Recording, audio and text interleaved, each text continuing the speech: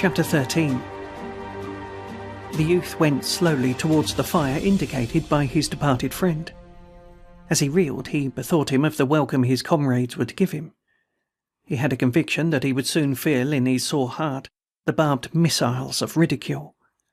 He had no strength to invent a tale. He would be a soft target.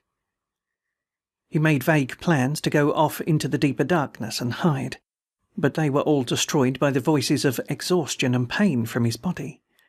His ailments, clamouring, forced him to seek the place of food and rest at whatever cost. He swung unsteadily toward the fire. He could see the forms of men throwing black shadows in the red light, and as he went nearer, it became known to him in some way that the ground was strewn with sleeping men. Of a sudden, he confronted a black and monstrous figure. A rifle barrel caught some glinting beams. "Halt! Halt!" He was dismayed for a moment, but he presently thought that he recognized the nervous voice. As he stood tottering before the rifle barrel, he called out, "Why, hello, Wilson. You here?" The rifle was lowered to a position of caution, and the loud soldier came slowly forward. He peered into the youth's face. "That you, Henry?" "Yes, it's me." "Well, well, old boy," said the other. "By ginger, I'm glad to see you. I give you up for a goner. I thought you was dead, sure enough." There was husky emotion in his voice. The youth found that he could barely stand upon his feet. There was a sudden sinking of his forces. He thought he must hasten to produce his tale to protect him from the missiles already on the lips of the redoubtable comrades. So, staggering before the loud soldier, he began, Yes, I've had an awful time. I've been all over, way over on the right. Terrible fighting over there. I had an awful time. I got separated from the regiment. Over on the right, I got shot in the head. I'd never seen such fighting. Awful time. I don't see how I could have got separated from the regiment. I got shot, too." His friend had stepped forward quickly. "What? Got shot? Why didn't you say so first? Poor old boy. We must... Hold on a minute. What am I doing? I'll call Simpson."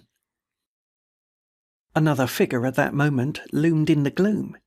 They could see that it was the corporal. "Who you talking to, Wilson?" he demanded. His voice was anger-toned. "Who you talking to? You're the darndest sentinel. What? Oh, hello, Henry. You here? Why, I thought you was dead 4 hours ago. Great Jerusalem, they keep turning up every 10 minutes or so. We thought we'd lost 42 men by straight count, but if they keep on coming this way, we'll get the whole company all back by morning yet. Where was you?" "Over on the right.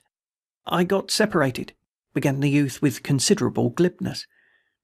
But his friend had interrupted hastily. "Yes, and he got shot in the head, and he's in a fix, and we must see to him right away." He rested his rifle in the hollow of his left arm, and his right around the youth's shoulder. "Gee, it must hurt like thunder," he said. The youth leaned heavily upon his friend. "Yes, it hurts. Hurts a good deal," he replied. There was a faltering in his voice. "Oh," said the corporal. He linked his arm in the youth's and drew him forward. "Come on, Henry. I'll take care of you." As they went on together, the loud private called out after them, "Put him to sleep in my blanket, Simpson. And hold on a minute. Here's my canteen. It's full of coffee. Look at his head by the fire and see how it looks. Maybe it's a pretty bad un. When I get relieved in a couple of minutes, I'll be over and see to him." The youth's senses were so deadened that his friend's voice sounded from afar, and he could scarcely feel the pressure of the corporal's arm. He submitted passively to the latter's directing strength. His head was in the old manner hanging forward upon his breast. His knees wobbled. The corporal led him into the glare of the fire. "Now, Henry," he said, "let's have a look at your old head." The youth sat obediently, and the corporal, laying aside his rifle, began to fumble in the bushy hair of his comrade. He was obliged to turn the other's head so that the full flush of the firelight would beam upon it. He puckered his mouth with a critical air. He drew back his lips and whistled through his teeth when his fingers came in contact with the splashed blood and the rare wound. "Ah, here we are," he said. He awkwardly made further investigations. "Just as I thought," he added presently. "You've been grazed by a ball. It's raised a queer lump, just as if some feller had lammed you on the head with a club. It stopped a bleeding a long time ago. The most about it is that in the morning you'll feel like a number 10 hat would fit you, and your head'll be all het up and feel as dry as burnt pork. And you may get a lot of other sicknesses too by the morning. You never can tell. Still, I don't much think so. It's just a damn good belt on the head and nothing more. Now you just sit here and don't move while I go rout out the relief. Then I'll send Wilson to take care of you." The corporal went away. The youth remained on the ground like a parcel. He stared with a vacant look into the fire. After a time he aroused for some part, and the things about him began to take form. He saw that the ground in the deep shadows was cluttered with men, sprawling in every conceivable posture. Glancing narrowly into the more distant darkness, he caught occasional glimpses of visages that loomed pallid and ghostly, lit with a phosphorescent glow. These faces expressed in their lines the deep stupor of the tired soldier. They made them appear like men drunk with wine. This bit of forest might have appeared to an ethereal wanderer as a scene of result of some frightful debauch. On the other side of the fire, the youth observed an officer asleep, seated bolt upright with his back against a tree. There was something perilous in his position. Badgered by dreams, perhaps, he swayed with little bounces and starts like an old toddy-stricken grandfather in a chimney corner. Dust and stains were upon his face. His lower jaw hung down as if lacking strength to assume its normal position. He was the picture of an exhausted soldier after a feast of war. He had evidently gone to sleep with his sword in his arms. These two had slumbered in an embrace, but the weapon had been allowed in time to fall unheeded to the ground. The brass-mounted hilt lay in contact with some parts of the fire.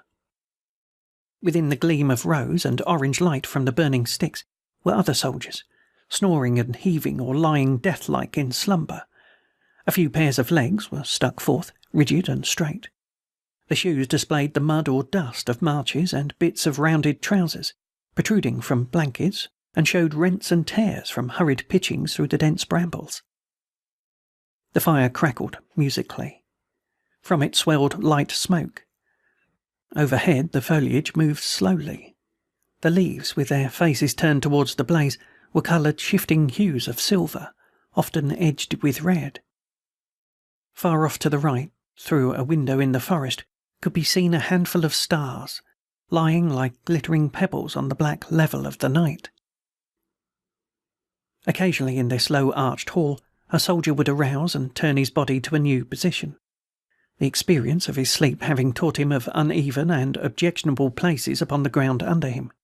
Or perhaps he would lift himself to a sitting posture, blink at the fire for an unintelligent moment, throw a swift glance at his prostrate companion, and then cuddle down again with a grunt of sleepy content.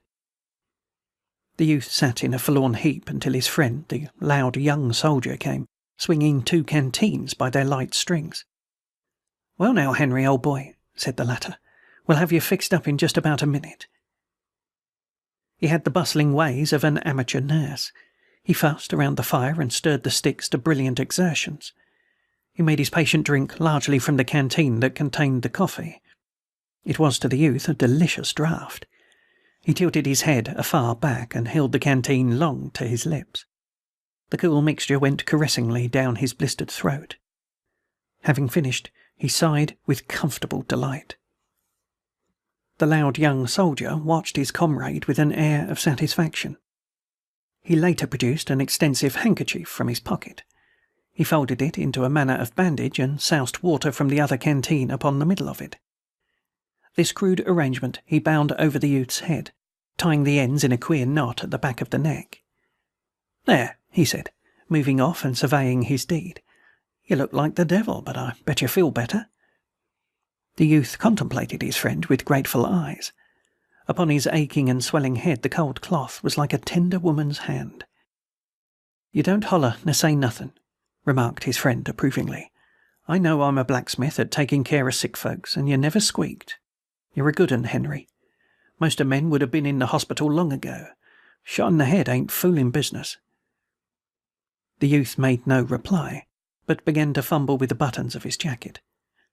"Well, come now," continued his friend. "Come on. I must put you to bed, and see that you get a good night's rest." The other got carefully erect, and the loud young soldier led him among the sleeping forms lying in groups and rows. Presently he stooped and picked up his blankets. He spread the rubber one upon the ground and placed the woolen one about the youth's shoulders. "There now," he said, "lie down and get some sleep."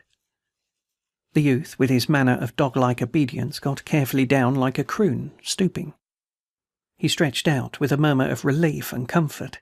The ground felt like the softest couch. But of a sudden he ejaculated, "Hold a minute. Where are you going to sleep?" His friend waved his hand impatiently. "Right down there, by you." "Well, but hold on a minute," continued the youth. "What are you going to sleep in? I've got you—" The loud young soldier snarled. "Shut up. Go to sleep. Don't be making a damn fool of yourself," he said severely. After the reproof, the youth said no more. An exquisite drowsiness had spread through him. The warm comfort of the blanket enveloped him and made a gentle languor. His head fell forward on his crooked arm, and his weighted lids went softly down over his eyes. Hearing a splatter of musketry from the distance, he wondered indifferently if those men sometimes slept. He gave a long sigh, snuggled down into his blanket, and in a moment was like his comrades.